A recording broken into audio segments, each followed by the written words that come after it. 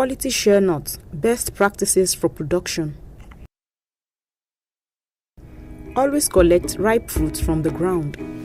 Never shake or knock the fruits from the trees as they will probably be immature and have low oil content. It is best to process these fruits as soon as possible and never let them sit for longer than 1 week after collecting. Depulp them as soon as possible by hand or by letting animals eat the pulp. Do not use germinated shea nuts. You can tell that the shea nuts have germinated because they will have a white root coming out of the nut. These nuts should never be used and should be discarded. Do not use rotten shea nuts either.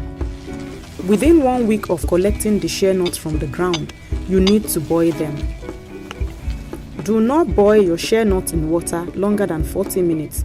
Smaller shea nuts may need less boiling time than the bigger shea nuts.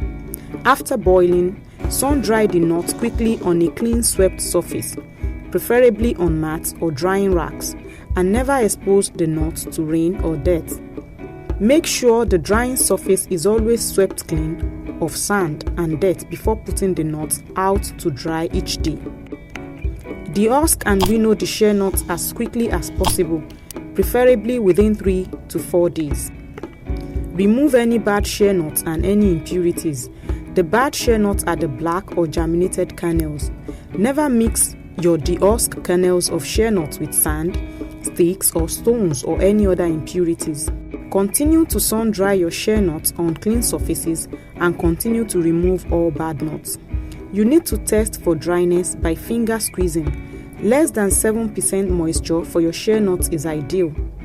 The soft nuts are too moist to store. Only store the hard nuts. Store only the dry shea nuts in jute bags off the floor in dry and hairy conditions. Never store them in plastic, fertilizer or polypropylene bags as this traps any moisture and the shea nuts will rot.